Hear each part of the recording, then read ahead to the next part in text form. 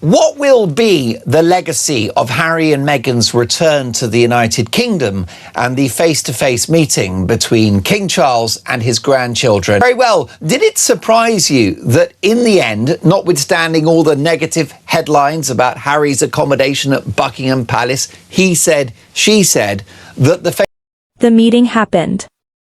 After weeks of drama, leaked documents, security demands, broken promises, and a war of words between the palace and the Sussex camp that played out across every major newspaper in Britain, the meeting actually happened. King Charles sat face to face with his grandchildren at Highgrove House. Meghan was there. Harry was there.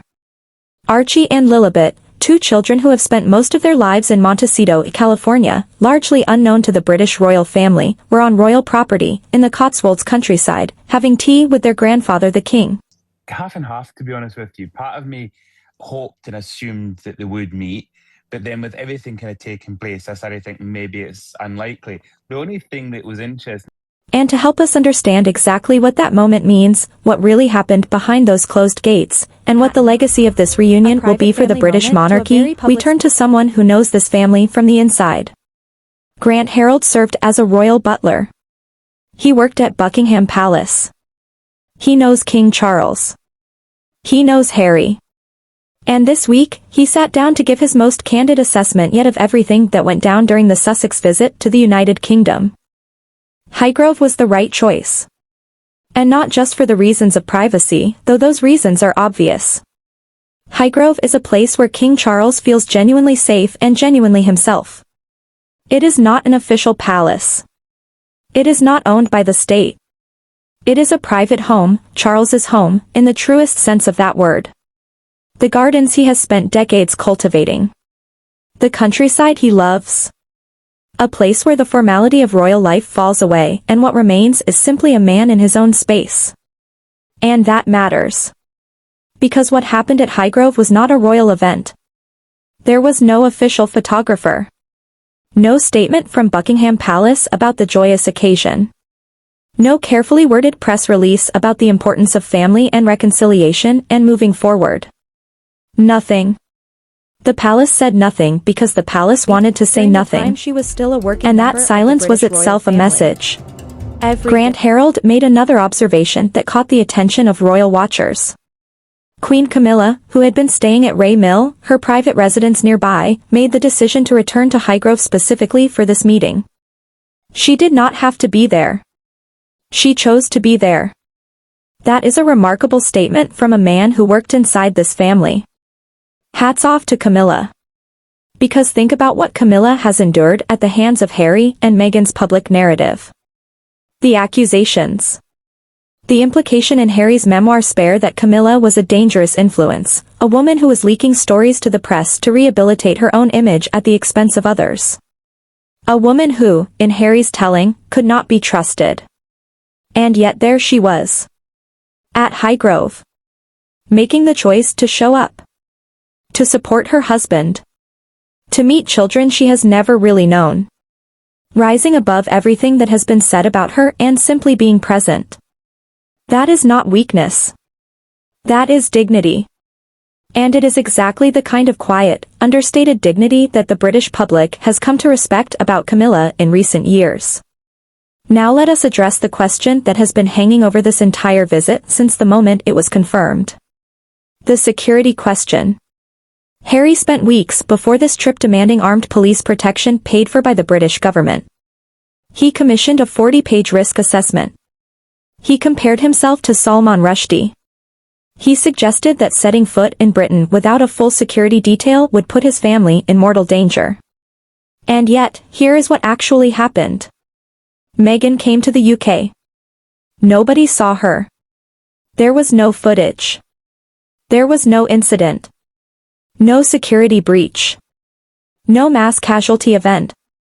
She came into the country, she went to Highgrove, she did what needed to be done, and she left. Princess Anne. One of the hardest working members of the royal family. A woman who has carried out more public engagements per year than almost any other senior royal for decades. She moves around without a convoy of armed officers. She goes about her life. Prince William attends school sports days with minimal security. And he is going to be the next King of England. King Charles himself, the actual reigning monarch, the head of state, a man who represents a genuine high-value target in a way that a former working royal living in California simply does not, has been spotted out and about near Highgrove and in Scotland with very little visible security around him. The comparison dismantles Harry's argument entirely. Not in a cruel way. Not in a dismissive way. But in a factual, observable, undeniable way. The people who actually bear the weight of the crown manage their security needs without the kind of theatrical, presidential-scale protection Harry has been demanding for years. That tells you something important about what this security battle has really been about. Then there is the row over the Buckingham Palace accommodation. Because this was not a small thing. This was a very public argument between the Sussex camp and the palace over whether Harry had been offered rooms at Buckingham Palace and then had that offer withdrawn, or whether Harry had simply failed to respond to the palace's invitation in time and the logistics had become impossible. Still a lot of friction. That is the phrase to hold on to. Because what this accommodation row revealed, more than any of the headlines, more than any of the leaked statements, is that the underlying dynamic between Harry's team and the palace has not changed. Not fundamentally. Not in the ways that matter. 6 years after the Sandringham summit, after the Oprah interview, after the Netflix documentary, after Spare, after the security battles and the court cases and the leaked risk assessments, the two sides still cannot agree on the basic facts of a conversation about a hotel room. One side says the invitation was made and ignored. The other side says the invitation was manipulated and then weaponized. And both sides immediately ran to the press with their version. That is not a family in the early stages of reconciliation. That is a family that has learned to conduct its disputes in public because the public is always watching and the public always has a reaction and that reaction can always be harvested for something. Now let us talk about what the Sussex camp really wanted from Highgrove and did not get. Grant Harold was direct about the photograph. Because this is the thing that Meghan has been working toward since the moment she started planning this visit. A single official image. The whole family together. Smiling. On royal property. With the king's blessing written all over their faces. That photograph does not exist. The palace said no. No official photographer. No images of them arriving. No images of them leaving. No warm statement about the joy of seeing the grandchildren. Nothing. And Grant Harold raised something that very few people have mentioned. There may be a private photograph. Taken by the family, for the family, under the king's instruction. A photograph that will never be released, unless, perhaps, it appears quietly in the background of a future Christmas broadcast.